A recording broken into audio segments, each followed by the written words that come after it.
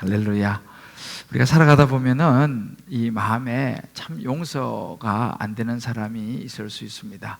참 화해가 하기가 너무 어려운 사람이죠. 대체로 이제 그럴 때 우리는 어떤 마음이 드냐면, 어떻게 사람이 그럴 수 있을까? 어떻게 정말 내게 그럴 수 있었나? 라는 이런 이제 생각을 하면 우리 안에 막 이게 화가 올라오고 마음이 이제 상하죠. 저도 돌아보면 그런 시간들이 있었던 것 같습니다. 아마 여러분들도 지금까지 살아오시면서 마음에 정말 도저히 받아줄 수 없는 그 한 사람이 있을 수도 있다라는 생각을 해보게 됩니다. 물론 그 사람은 우리 인생에 어떤 직접적인 해를 끼친 사람일 수도 있고요, 때로는 우리 마음에 큰 어떤 상처와 아픔을 남긴 사람일 수도 있습니다. 뭐 예를 들어 그런 사람이 멀리 있는 사람이라 그러면 아유 뭐 그러냐고 그냥 안 보면 그만이지 하고 생각이 들지만은, 그 사람이 가까운 안 볼 수 없는 사람일 경우는 더욱더 마음이 힘이 들죠. 특별히 그런 사람이 가족 안에 있다 그러면 참 이건 더 큰 힘듦이 또 아픔이 있습니다. 그래서 우리는 가끔씩 에휴 잊어버리자, 그냥 덮어버리자 라고 생각을 하지만, 참 그게 우리가 잊어버려지고 덮여지는 것이 얼마나 좋겠습니다만은 그것이 되지 않습니다. 또 때로는 어떤 사람은 육체적으로 거리를 두고 때로는 다른 곳으로 이사를 가기도 하고 심지어 때로는 이민을 가기도 하고 말이죠.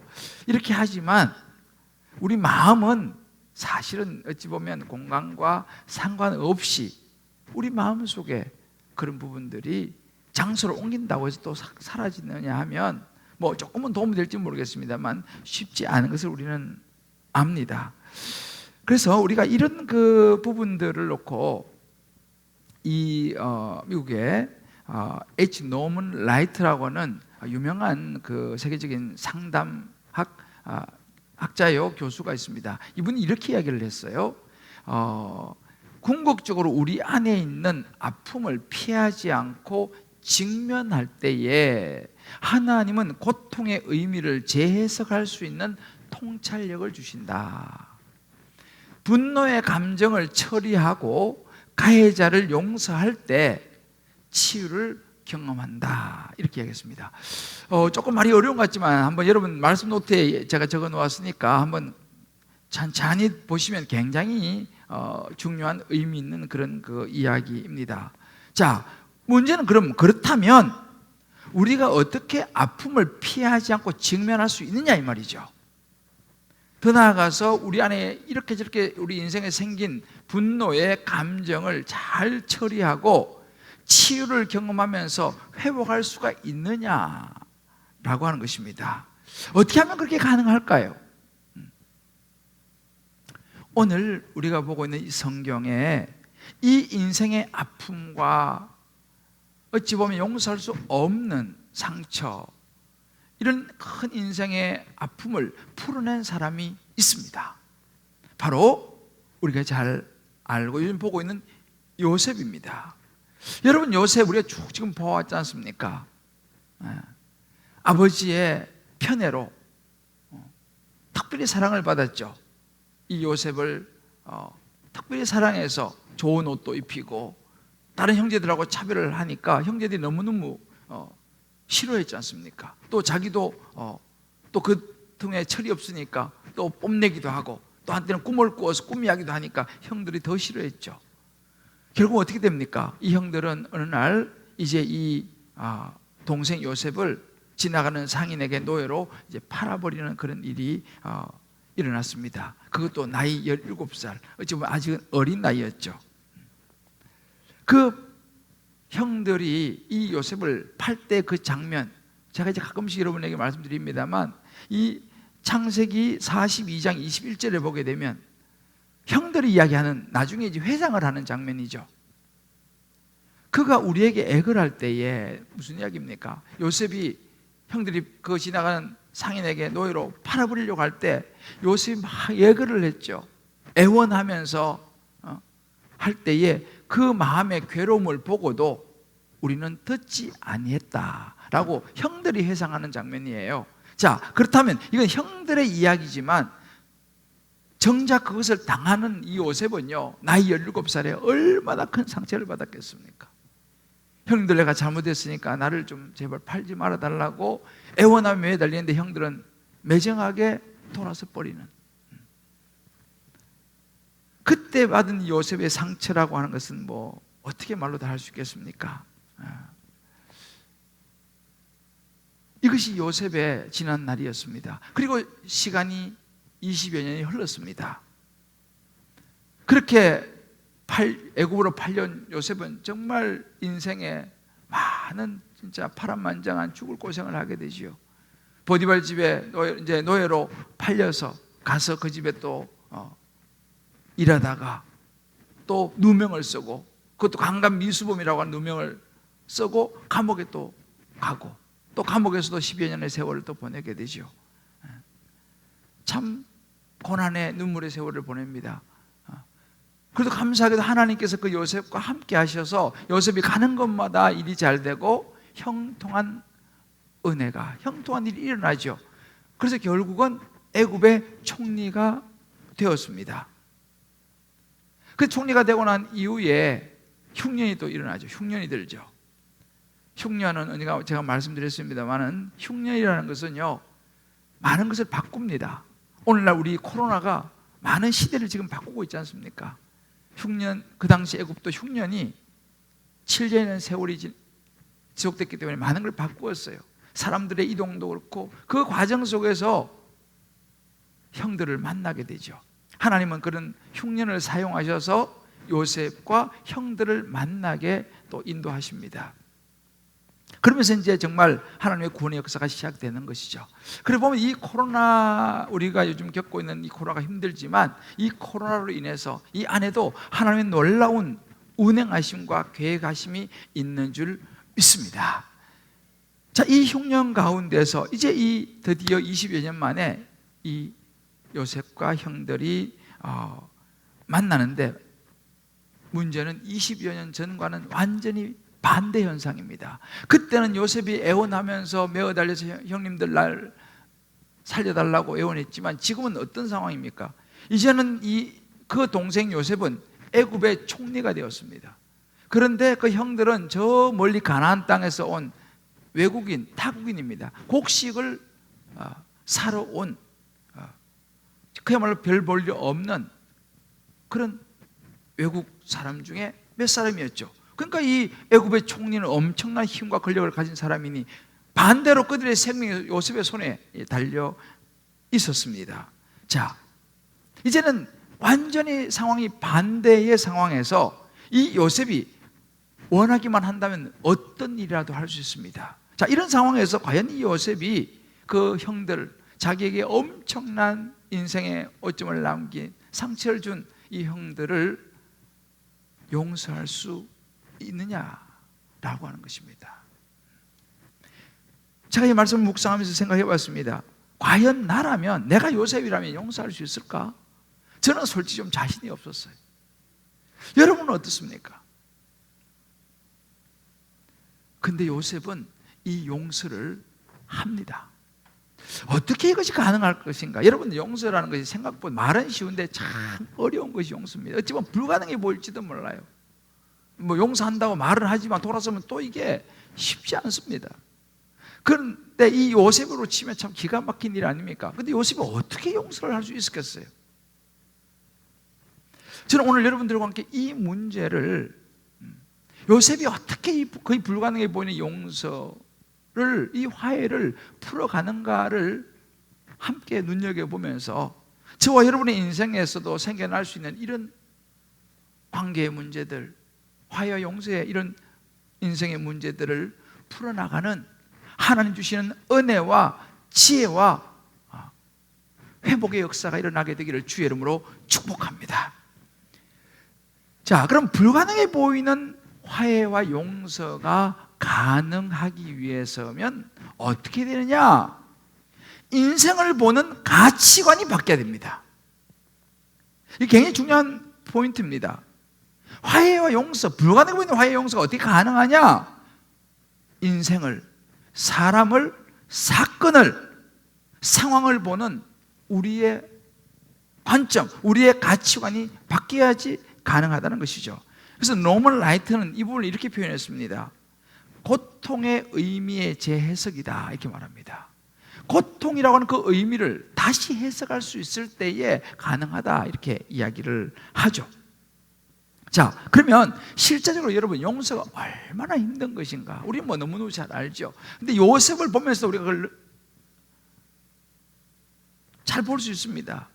여러분, 요셉이 용서가 쉽지 않았죠. 이제 형들을 만나는 과정 속에서 북받쳐 오르는 그 감정을 주체치 못해서 이제 주변의 사람들 다 내보냅니다. 형들만 남았을 때에 요셉이 비로소 2절에 아주 핵심적인 구절이 나옵니다. 요셉이 큰 소리로 우니라고 말합니다. 큰 소리로 울었습니다. 그 울음소리가 얼마나 컸던지 애굽 주변 사람들이 다 들리고 심지어 바로의 궁중까지 들렸다고 했습니다. 총리니까 뭐 궁중 가까이 살았겠지만은 여러분 생각해 보십시오. 사람이 얼마나 크게 울었으면 동네가 떠들썩하고, 우리 말하면 궁 안에까지 소리가 들렸겠습니까? 물론 뭐 그 소리가 뭐 수백 메타나 뭐 같겠습니까만은 아무튼 이 표현은 얼마나 그가 통곡을 하며 울었는지를 그대로 보여주고 있습니다. 아마 여러분들도 살아오시면서 이렇게 대성통곡하며 울어보신 분들은 이 의미가 무슨 의미인지 아실 거예요. 이건 어떻게 말로 표현하기 좀 어렵습니다. 정말 통곡하며 울 때에 뭐 체면이고 뭐고 다 필요 없는 거죠. 지금 요셉이 그렇게 통곡을 하며 웁니다.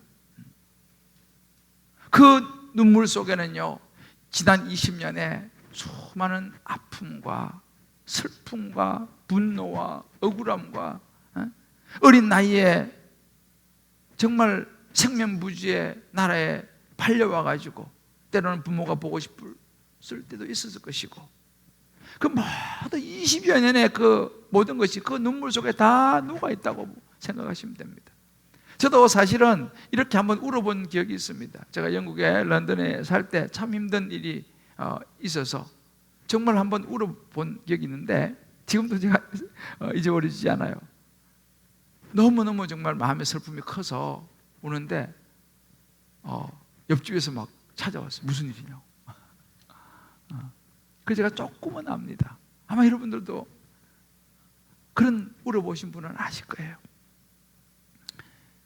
그렇게 울면서 요셉은 이야기를 비로소 이제 합니다. 형님들에게. 그 이제 3절에 나오는 말씀이에요. 나는 요셉입니다. 형들에게 이야기하는 거예요. 20여 년 만에 이제 만난 형들에게. 내 아버지께서 아직 살아계십니까? 그전에는 자기가 요셉이라는 걸 안 밝혔을 때는 당신들의 아버지가 잘 있습니까? 이렇게 물었잖아요. 이제는 자기를 오픈하면서 내 아버지라고 말해요. 내 아버지 아직도 살아계십니까? 형들이 그 앞에서 놀래가지고 대답을 못하는 거예요. 두려워 떠는 것입니다. 그때 요셉이 말하죠. 두려워하지 마시고 가까이 오세요. 가까이 오세요. 정신없죠, 형님들은 지금. 나는 당신들의 아우 요셉이니 당신들이 애굽에 팔은 그 동생입니다 라고 이야기를 하는 거예요. 제가 이 말씀을 여러분, 이 말 한마디지만 여기에 담겨있는 걸 한번 생각하면서 한번 보세요. 참 이 한마디 한마디는요, 오랜 세월의 그 눈물이 담긴 이야기입니다. 제가 이걸 영어로 보니까 좀 더 이렇게 딱 피부로 와닿는 느낌을 받아요. 이 요셉이 그 형들에게 이렇게 말합니다. Come close to me. Come close to me. 내게 좀 가까이 오세요. 놀래가지고 막 그런 형들에게 가까이 오세요. 그 형들이 이제 막 두려워 떨면서 가까이 오는 거예요. 왜요? 이 사람이 누굽니까? 20여 년 전에 꿈꾸는 자가 온다 그래서 막 놀리면서 눈물 흘리는 그 아이를 매정하게 팔아버렸던 그 요셉이 지금 애굽의 총리가 돼가지고 자기 앞에 나타난 거예요. 얼마나 놀랍고 두렵고, 자기는 이제 우린 다 죽었다 이제. 자기들이 얼마나 나쁜 짓을 했습니까? 그 두려워하니까 Come close to me. 가까이 오세요. 그럼 이렇게 얘기하는 거예요. I'm your brother, Joseph. I'm your brother, Joseph. 내가 당신들의 형제 요셉입니다. The one you sold into Egypt. 바로 그 사람이에요. 당신들이 애국으로 팔았던 The one.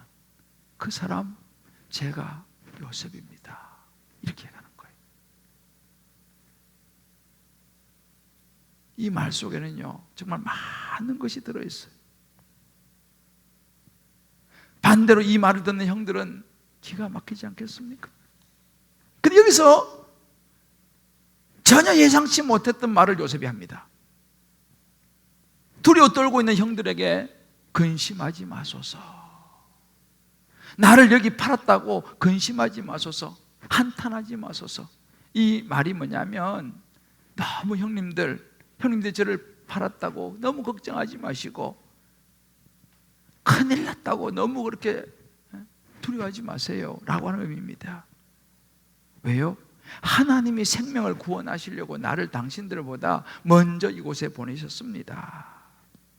그래서 말합니다. 하나님이 큰 구원으로 당신들의 생명을 보존하고 우리 가족들, 형님들, 우리 아버지, 우리 모든 생명을 보존하고 당신들의 후손을 세상에 두시고 이스라엘 백성을 위해서 나를 당신들보다 먼저 이곳에 보낸 것입니다. 그렇기 때문에 또다시 반복합니다.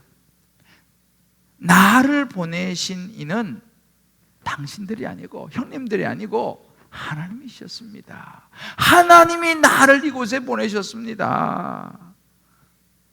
할렐루야. 이게 엄청난 반전입니다. 사실은 우리 이 세상에서는 상상할 수 없는 이야기죠. 어떻게 이런 일이 가능합니까? 자기를 그렇게 매정하게 노예로 팔아버린 형님들에게 어떻게 이렇게 말할 수 있어요? 요셉이 이 인생의 사건을 뭘로 보느냐가 여기 그대로 나오는 것입니다.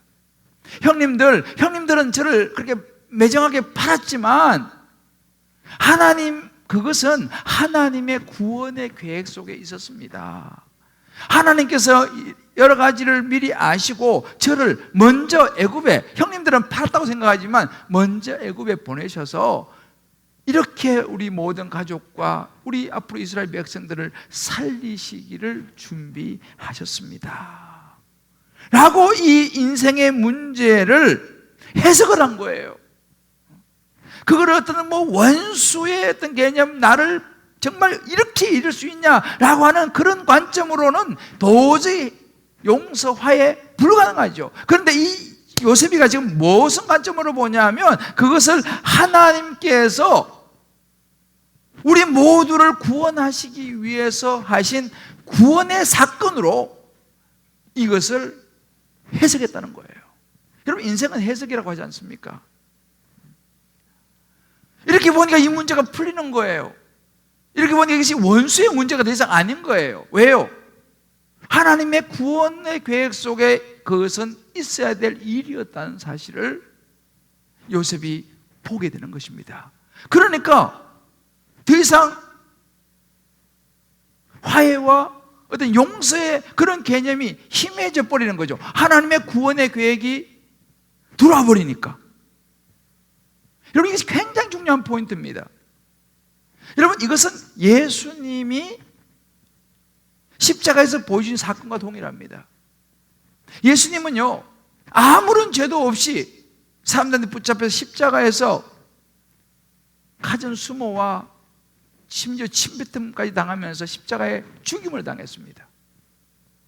그런데 예수님께서 십자가 위에서 뭐라고 말씀하신지 아세요? 누가복음 23장 34절에 말합니다.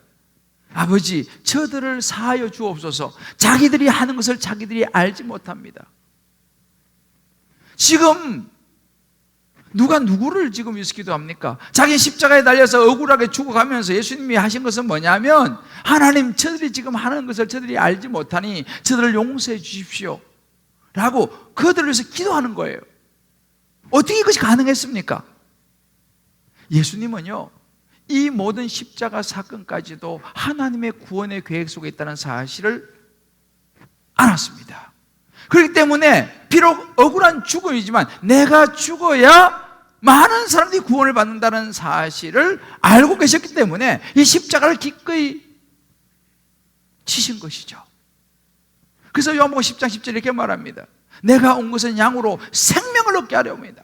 그러니까 십자가에 달려서 죽으시면서도 저들이 지금 모르고 하는 것이니 라고 그들을 용서하는, 저들의 죄를 용서해달라고 하나님 앞에 기도할 수 있다는 사실입니다. 여러분 보십시오. 하나님의 구원의 승리를 깨닫게 되면요, 우리가 인생을 보는 눈이, 사람을 보는 눈이 완전히 달라진다는 사실입니다. 이렇게 되면 우리가 어떤 정말 그럴 수 없는 미운 사람, 개념이 달라지는 거죠. 왜요? 그 사람으로 인해서 하나님이 나를 구원하시려고, 그 사건으로 인해서 하나님이 나를 하나님께 가까이 오게 하시려고 계획하신 하나님의 주권이었다라는 사실을 우리가 인정하고 해석하게 되면요, 더 이상 그 사람이나 그 사건은 이전과는 달라진다는 사실이에요. 그러니까 지금 요셉이 형들을 도리어 위로합니다. 이게 가능한 이야기입니까? 근데 요셉이 그런 구원의 관점으로 보기 시작하니까 형들을 위로하는 거예요. 그러면서 이렇게 말합니다. 두려워하지 마소서. 창세기 50장 19절에 말합니다. 내가 하나님을 대신하리까. 무슨 이야기입니까? 형님들 너무 두려워하지 마세요. 제가 형님들 해코지하지 않습니다. 저도 하나님 앞에 뭐가 잘한 게 있습니까? 저도 옛날에 교만했고 막 뽐내고 그랬지 않습니까? 저도 하나님 앞에 죄인이고 저도 용서받은 사람인데 어떻게 제가 하나님을 대신해서 뭐 형님들을 용서하고 말고 하겠습니까? 벌써 이게 그 사건을 보는 관점이 달라져 버리니까 이제는 내가 용서할 주체조차도 아니다라고 이야기를 하는 것이죠. 여러분 보세요. 예수님께서요 이렇게 말씀하셨습니다. 예수님이 십자가 지신 것은요 하나님의 뜻을 이루려 함이라고 그랬어요. 내가 죽어야지 많은 인류가 구원을 받을 수 있으니까 아버지요, 내가 이 십자가 지는 거, 십자가에 죽는 거 힘들지만 내 뜻대로 마시고 아버지 뜻대로 되기를 원합니다 해서 아버지 뜻에 따라서 십자가를 예수님이 지셨지 않습니까? 요셉이 바로 그 원리를 그대로 자기에게 적용하는 거죠. 형님들 너무 걱정하지 마세요. 형님들이 저를 팔았다고 생각하지만 그게 아니라 하나님께서 구원을 이루시기 위해서 저를 먼저 애굽으로 보낸 것입니다. 여러분, 언제나 용서는 여기서 나오는 거예요. 나도 용서받은 사람인데 내가 누굴 용서하리? 저는 시골에서 올라와가지고 신대원을 다니는데 결혼은 이제 나이가 찼으니 결혼을 해야 되는데 뭐 좋은 놈을 누가 그릇들어 봅니까? 제가 지금은 그래도 인물이 좀 낫다 그래요, 사람들이. 그 당시는 또 뭐 더 내추럴 하지 않겠습니까? 거의 뭐 자매들이 이제 나이는 찼으니 이제 교수님도 소개시켜주고 친구도 소개시켜주는데 웬만하면 나는 막 가려고 그러는데 막 웬만하면 안 오려고 그래요. 그러니 결혼을 해야 되는데 결혼이 참 이게 안 되고 기도 많이 했어요. 그럼 뭐 여러 번 거절당했죠, 제가 사실은. 그러다가 이제 한 자매를 만나가지고 결혼을 했어요, 진짜로 극적으로. 근데 결혼하고 보니까 지금까지 만난 자매보다 홀랐더만. 정말에 내가 진짜 돌아보면요, 그때 내가 막 이렇게 한 사람 만났으면요 그렇고 살았을 것 같아요. 근데 정말 상처도 많이 받았죠. 프로포즈에서. 여러분 그 거절 당해 본 사람 많아요. 그 상처받고 자존심 상하고 그러다가 나중에 한 자매를 만났는데 만나보니까 그 자매를 만남으로 인해서 제가 많은 꿈들을 꾸게 됐어요. 그래서 사실 영국 유학도 가고 여러 가지 정말 좋은 작용을 했더라는 걸 제가 보게 됩니다. 하나님의 구원의 역사라는 것은 하나님 나를 제대로 좀 사용하시려고 그런 과정을 겪게 하셨구나. 여러분 가만히 생각해 보세요. 우리 인생에 고난이 없었으면 하나님을 찾았겠습니까? 정말 여러분을 못 살게 군 사람, 여러분에게 큰 상처를 준 사람, 그 원수 같은 사람이 없었으면요 여러분들 하나님하고 가까워졌겠어요? 하나님 찾았겠습니까? 정말 우리를 힘들게 하는 자녀가 만약에 없다 그러면 여러분 하나님 찾았겠어요? 그 자녀 때문에, 그 나를 힘들게 하고 상처 준 그 사람 때문에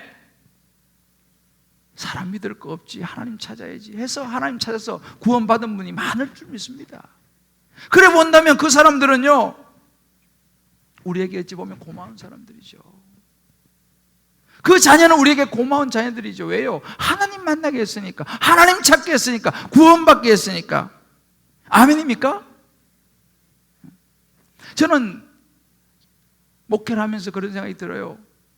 여기 우리 아는 분들은 알겠습니다만 벌써 이제 여러 해 전에 우리 교회가 큰 어려움이 왔지 않습니까? 참 제가 그때 힘들었습니다. 너무너무 힘들고 원망스럽고. 그런데 지금 돌아보면 그때 참 너무너무 제게 힘들었던 교회의 여러 가지 어려움들이 제 목회 인생에 얼마나 도움이 되는지,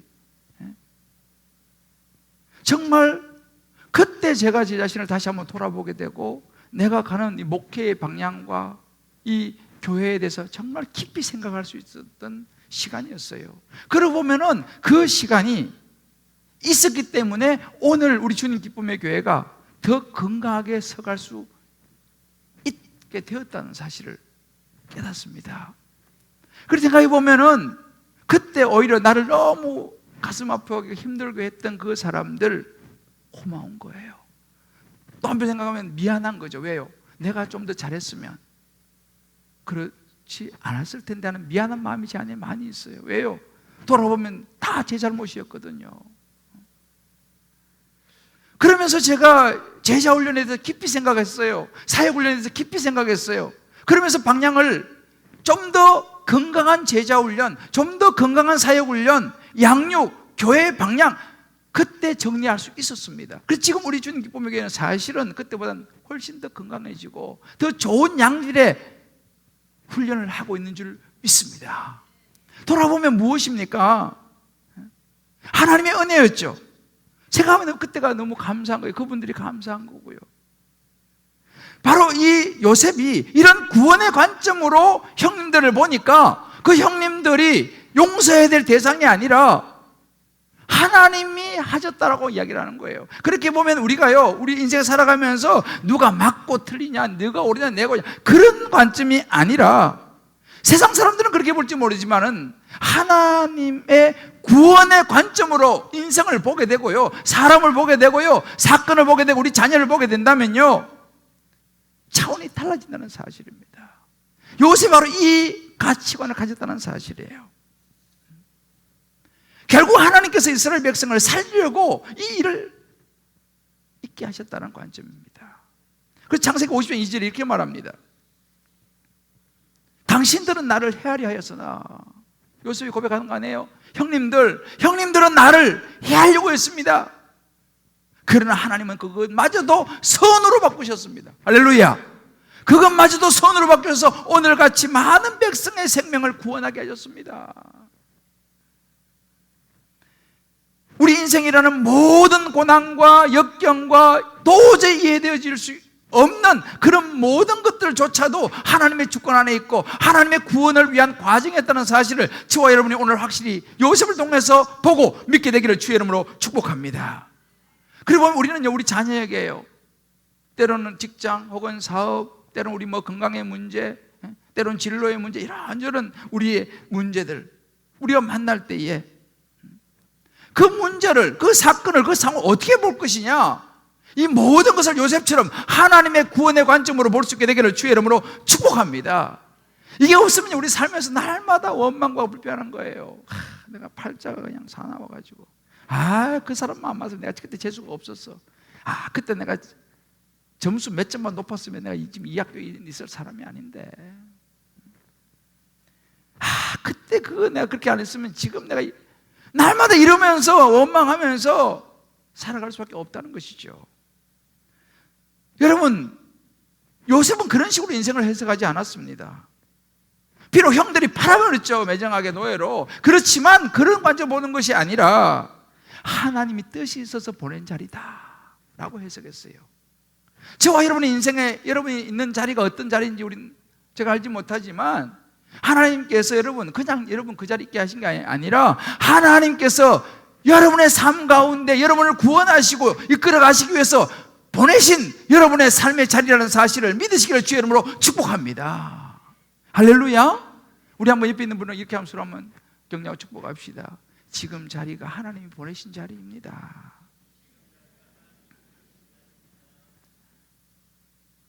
하나님의 섭리가 있다라는 사실입니다. 여러분, 세상의 모든 스토리, 이야기들은요 대체로 권선징악, 복수혈전입니다. 시원하게 복수해 주는 거예요. 그럼 여러분 가만히 보세요. 뭐 영화도 그렇고 우리 인생 스토리 시원하게 복수해 줬다 칩시다. 해피엔딩으로 끝납니까?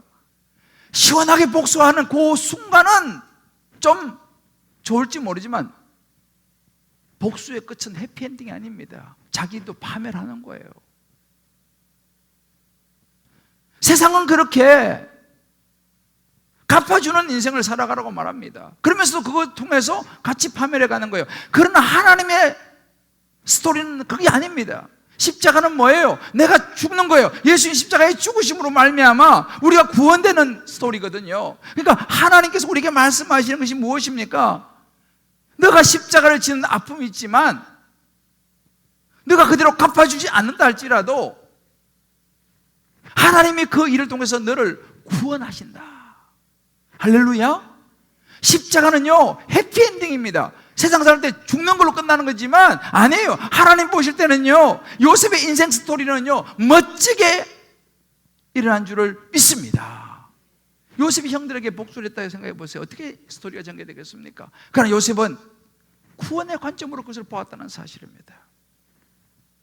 저는 이번 코로나19를 우리가 지금 보내면서도 참 힘들죠. 사실은 뭐 이런저런 직장도 그렇고 모든 것이 사회가 힘듭니다. 그러나 이 코로나19도 마찬가지입니다. 우리가 어떤 관점으로 볼 것이냐는 거예요. 이 코로나19가 힘들지만 이 코로나19를 통해서 하나님의 어떤 구원 계획이 있으신가를 우리는 볼 수 있어야 한다는 사실이죠. 그렇게 보면은 우리가 코로나19가 벌써 1년 이상 지속되기 때문에 예배도 제대로 못 드리고 여러 가지 어려움이 있습니다만은 그래도 불구하고 우리가 코로나 이것을 위해서 계속 릴레이 금식하고 또 우리 지난 최근 우리 고난주간 금식 일주일 동안 아침 금식했지 않습니까? 한 끼씩. 그러면서 코로나 위해서 기도했지 않습니까? 그리고 그 금식금을 모아가지고 우리가 4개국에 보냈습니다. 남아공도 보내고 뭐 네팔도 보내고 뭐 인도도 보내고 파라과이도 보내고 해서 우리가 이 코로나 때문에 금식하면서 기도하여서 모은 그 헌금이 그런 나라로 가가지고 사람들을 살리고 있는 줄 믿습니다. 이게 코로나19를 통한 하나님의 구원의 역사인 거예요. 이번에 우리가 서울역 노숙자를 또 섬겼습니다. 또 여기 우리 송파에도 또 송파에 어려우신 분들 우리 이번에 또 이웃사랑에 또 도왔습니다. 보십시오. 코로나19가 우리를 좌절시키고 무너뜨리는 것이 아니라 우리는 이 가운데서도 하나님의 구원의 계획을 생각하면서 우리가 해야 될 일을 찾아야 될 줄을 믿습니다. 저는 이번 코로나19에 아까 잠깐 광고에 나왔습니다만 틈틈이 우리 목사님들을 섬길 수 있는 길을 생각하면서 틈틈이 책을 마무리했습니다. 그래서 이번에 책이 나왔어요. 사실은요. 이 코로나19가 준 어찌 보면 선물이죠. 이건 이제 모든 목사님들이 주로 이제 이 설교에 대한 책입니다. 병신도 지도자든지 목사님들에게 도움이 될 책이에요. 이게 코로나19 때 제가 마무리한 참 하나님의 은혜라는 생각이 듭니다. 물론 이 설교에 대한 책이기 때문에 좀 부담은 돼요. 왜냐하면은 우리 학교 다닐 때 학과가 영문학과가 제일 부담스럽잖아요. 그죠? 영어 해봐 이렇게 말하는 거예요. 신학교에서 제일 부담되는 교수가 누군지 아세요? 설교학 교수예요.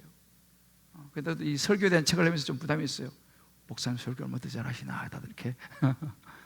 그렇지만 코로나19의 이 시간 통해서 주님께서 주신 선물이라고 저는 믿습니다. 최근에 코로나 이후 목회라고 하는 책을 톰 라이너라고 하는 교수가 썼습니다. 이 톰 라이너 교수가 이렇게 얘기했어요. 지금 이 코로나 시대에 많은 교회들이 힘들고 있는데 교회들 관심이 뭐냐? 언제 문을 열 것인가? 우리도 그렇지 않습니까? 빨리 20%, 해제 30%, 50%, 100% 언제 빨리 이거 좀 풀리나? 라고 우리는 생각을 하고 있는데 그 톰 레이너 교수 이렇게 말합니다. 언제 문을 열 것인지 보다도 어떻게 열어야 할 것인지가 중요하다. 이렇게 이야기했어요. 굉장히 중요한 의미라고 저는 생각합니다. 우리 교회가 언제 빨리 이거 풀려갖고 우리 다 모여서 예배드리냐도 중요하죠. 그런데 더 중요한 것은 뭐냐? 어떻게 열 것인가? 앞으로 이 한국교회, 앞으로 주님 기쁨의 교회가 어떻게 이제 코로나 이후 시대를 열어갈 것인가? 너무너무 중요하다는 사실이에요. 그러고 보면 이 톰 레이너께서 그런 얘기를 합니다. 앞으로 이 코로나19는 기회가 될 것이다. 준비하는 교회에게는 기회가 될 것이다. 영혼 구원엔 기회가 될 것이다. 할렐루야.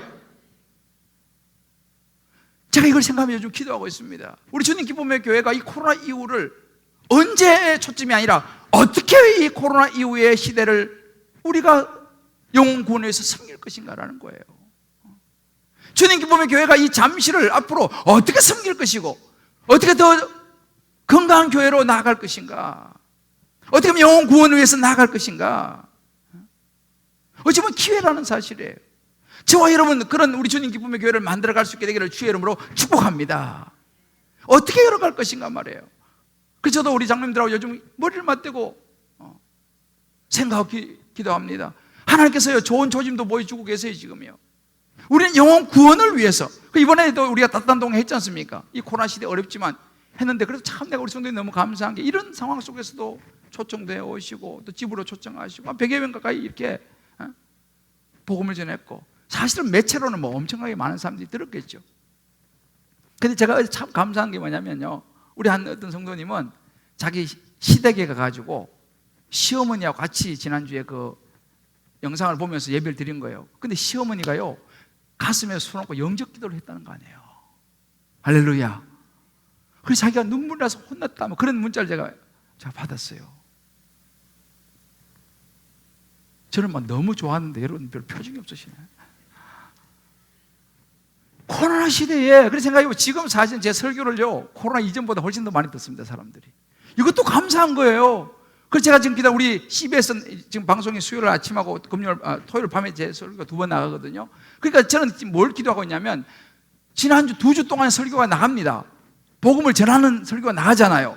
주여 그 설교 듣고 많은 사람 예수 믿게 하여 주옵소서. 이게 바로 코로나가 주는 구원의 은혜라고 저는 믿습니다. 자, 그러면 우리 주님 기쁨의 교회가 앞으로 어떻게 나갈 것인가? 저는 요즘 계속 이 생각합니다. 이 코로나 시대를 겪고 앞으로 코로나 이 시대 이후에 우리 주님 기쁨의 교회는 어떤 교회가 될 것이고 어떻게 준비할 것인가? 확실한 건 한 가지예요. 예수 복음을 전하는 교회가 되겠다. 할렐루야. 예수 전하는 교회 되겠다. 교회 가는 교회가 아니라 예수 믿는 교회, 예수를 전하는 교회, 나를 위해 십자가에 죽으시고 뭐라 예수 그리스도의 십자가를 나누는 교회가 되겠다. 할렐루야. 정말 우리 주님 기쁨의 교회는요 앞으로 더 열심히 전도합시다. 사랑하는 성도 여러분, 용서가 참 솔직히 어렵습니다. 그죠? 잘 안 돼요. 말은 쉬운데, 저도 말은 이래 하지만 잘 안 됩니다. 근데 요셉은 했잖아요. 제가 최근에 읽은 그 시 중에 대추 하늘이라고 하는 시가 있어요. 장석주 시인이 쓴 대추 하늘. 그 구절에 이런 게 있어요. 적에 저절로 붉어질 리가 없다. 저 안에 태풍 몇 개, 천둥 몇 개, 벼락 몇 개, 번개 몇 개가 들어있어서 붉게 익히는 것일 게다. 적에 혼자서 둥그러질 리가 없다. 저 안에 무설이 내리는 몇 밤, 땡볕 두어 달, 초정달 몇 날 들어서서 둥글게 만들어지는 것일 게다. 대추야 너는 세상과 통하였구나. 여러분 보세요. 대추 한 알도 있잖아요. 그냥 둥그러지고 그냥 읽는 게 아닙니다. 세상의 모든 일들이요, 예수님 말씀하셨잖아요. 너는 들의 백합화를 보라. 내가 저렇게 먹이고 입히지 않느냐. 공중 나는 새를 보라. 내가 먹이지 않느냐. 하물며 너일까 보냐. 여러분 요셉의 인생을 보면서 저와 여러분의 인생을 이끌어 가시는 하나님을 경험할 수 있게 되기를 주의 이름으로 축복합니다. 아멘. 저와 여러분의 인생에 일어나는 많은 일들, 사건들 우연이 아니라는 거예요. 그 속에는 하나님의 구원의 계획이 있다는 사실을 믿으시길 바랍니다. 아멘. 우리 모든 삶의 상황 속에서 하나님은 한치 오차도 없습니다. 민수기 23년 19절 이렇게 말합니다. 하나님은 사람이 아니시니 거짓말을 안 하시고, 사람은 거짓말을 한다니까요. 목사도 거짓말을 해요. 근데 하나님은요, 거짓말을 하지 않으세요. 후회도 하지 않으세요. 한번 말씀하셨으면요, 반드시 지키시는 분이 하나님이신 줄 믿습니다. 아멘. 로마서 8장 28절 이렇게 말합니다. 하나님을 사랑하는 자 반드시 모든 것을 합력하여 선을 이룰 것이다. 믿습니까? 아멘. 여러분 인생의 모든 일들 하나님께서 반드시 합력하여 선을 이룰 것을 믿으시길 바랍니다. 아멘. 구원의 관점으로 바라보십시오. 그러면